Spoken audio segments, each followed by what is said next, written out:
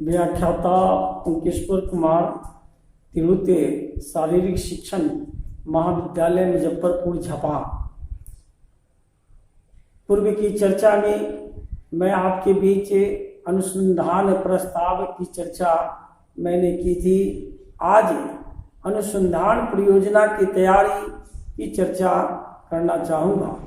अनुसंधान परियोजना को तैयार करने के लिए निम्नलिखित एक आदर्श प्रस्तुत करना होगा। तो वह आदर्श वह निम्न प्रकार का है।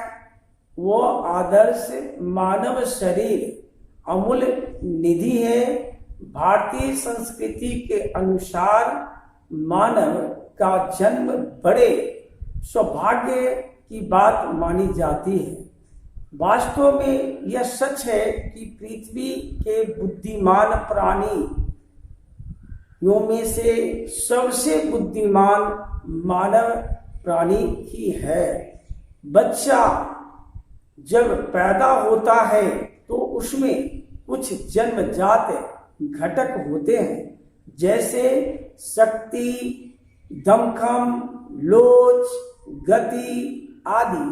मानव के इन जन्मजात घटकों को शारीरिक शिक्षा और खेल कूद सुदृढ़ बना देते हैं। व्यक्ति दिन भर के अपने सभी कार्यकलापों इन्हीं घटकों के माध्यम से पूरा करता है। तो यह घटक व्यक्तिगत तौर पर आदमी की आवश्यकताओं को पूरा करते हैं। प्रत्येक व्यक्ति की अपनी शारीरिक क्षमता अलग अलग होती है, जिसका आधार वंशानुक्रम, वातावरण एवं पोषण पर भी निर्भर करता है। यह व्यक्ति के शरीर के समस्त अंगों में अवस्थित रहता है। अब आइए शारीरिक क्षमता पर चर्चा मैं करूं।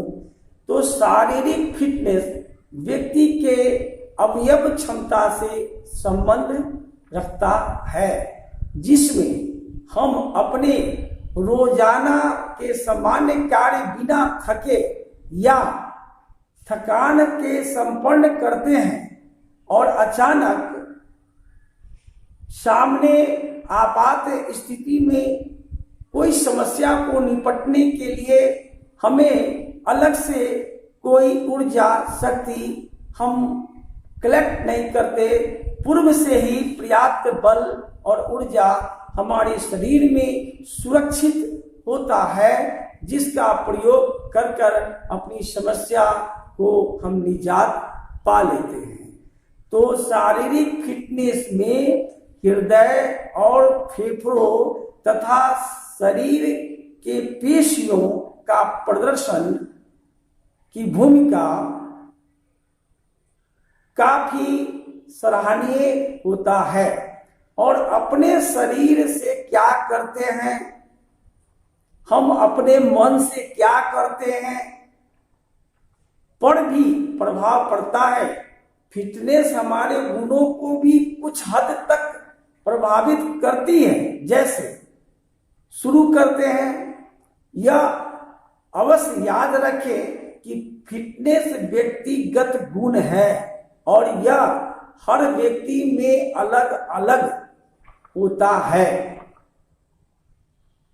यह आयु, लिंग, वंशानुगत, व्यक्तिगत आदतों, व्यायाम और खाने पीने आदि से भी प्रभावित होता है।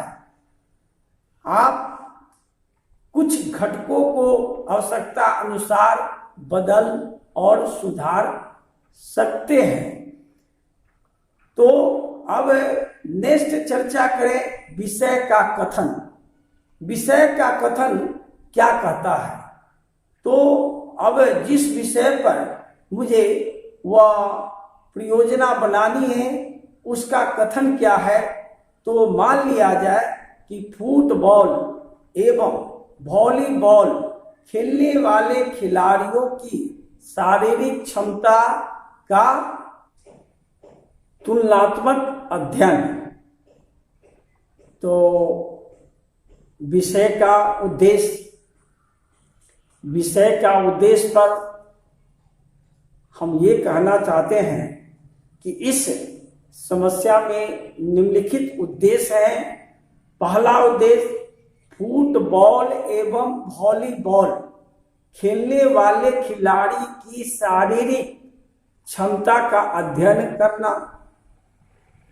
दूसरा, फुटबॉल एवं वॉलीबॉल खेलने वाले खिलाड़ियों की शारीरिक क्षमता अर्थात गति का मापन करना। तीसरी बात कि फुटबॉल एवं वॉलीबॉल खेलने वाले खिलाड़ियों की शारीरिक क्षमता, उन पैरों की मांसपेशियों की शक्ति का मापन करना है। चौथी बात, उसका उद्देश्य यह भी है कि फुटबॉल एवं वॉलीबॉल खेलने वाले खिलाड़ियों की शारीरिक क्षमता यानी अर्थात लचीलापन का भी मापन करने का उद्देश्य है। तो ये 4 ऐसे वॉलीबॉल फुटबॉल के अंतर्गत खेल में दोनों का यह तुलनात्मक हमें मापन, लचीलापन, उसकी क्षमता का भी माप करना उसका उद्देश्य है। अब आता है शोध का महत्व। अब शोध के महत्व के बारे में चिंतन किया जाए तो इस अध्ययन का महत्व निम्नलिखित हो सकते हैं और है।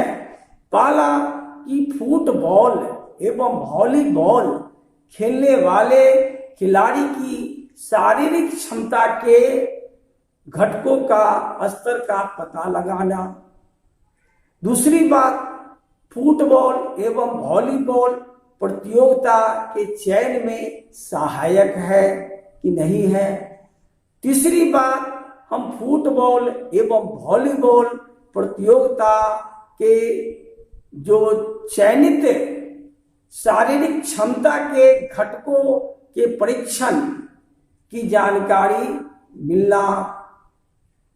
नेक्स्ट, चौथी बात कि फुटबॉल एवं वॉलीबॉल के चयनित शारीरिक उसे क्षमता के घटकों की योग्यता को विकसित करने हेतु सुझाव देना।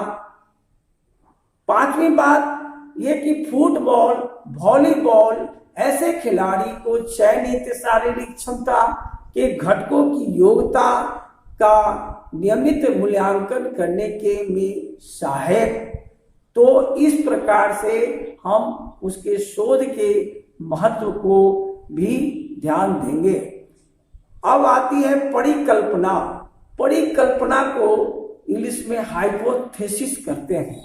आप अपने जीवन में किसी भी विषय वस्तु पर या किसी चीज पर उसको प्रस्तुत करने से पहले या पाने से पहले आप अपने मस्तिष्क में एक परिकल्पना आप बनाते हो, और परिकल्पना जो है वह एक हाइपोथेसिस है, एक ड्रीम है, एक सोच है। तो यह सोच जो है वह परिकल्पना के अनुसार फुटबॉल वॉलीबॉल की शारीरिक क्षमता में भिन्नता पाई जाती है। उसकी सोच है वह फुटबॉल खेलने वाला खिलाड़ी या वॉलीबॉल खेलने वाला खिलाड़ी, दोनों में उसकी सोच है कि दोनों में भिन्नता है। फुटबॉल वह भी एक बॉल है, ठीक है, वॉलीबॉल भी एक बॉल है, वो भी ठीक है, और दोनों बॉल क्या होता है, एक खिलाड़ी के द्वारा खेला जाता है। परंतु फिर भी उसके मन में यह सोच है, परिकल्पना है कि नहीं, दोनों में भिन्नता है। वो पैरों से खेला जाता है, ये हाथों से खेला जाता है, और अनेक अनेक ऐसे क्रियाओं में एक दूसरे से बिल्कुल वह भिन्न है, उसकी परिकल्पना है, उसकी सोच है कि यह भिन्न पाई जाती है। वह सोच है, वह सत्य भी हो सकता है, असत्य भी हो सकता है। इसलिए अनुसंधान के अंतर्गत में एक परिकल्पना शब्द का भी प्रयोग किया गया है। अब आइए आप परिसीमाएं, ये परिसीमा अनुसंधान शब्द का ये परिसीमा ये बताता है कि फुटबॉल एवं वॉलीबॉल की शारीरिक क्षमता में जो भिन्नता परिकल्पना के अंतर्गत पाई गई है, तो उसे शोधकर्ता का फुटबॉल एवं वॉलीबॉल खिलाड़ियों की आदतों एवं खान पान, मानसिक स्थिति, प्रतिदिन के कार्य, वातावरण पर कोई भी नियंत्रण नहीं होगा। इसकी परिसीमा एक के अंतर्गत इसको रखी गई है। क्या रखी गई है? शोधकर्ता का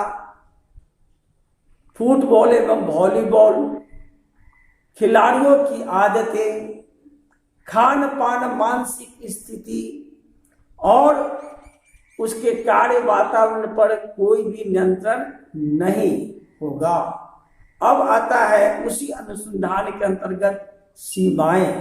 तो सीमा के बारे में वह यह बताता है, यह अध्ययन सिर्फ पुरुष खिलाड़ियों पर किया जाएगा, इसमें महिला खिलाड़ी सम्मिलित नहीं किया जाएगा।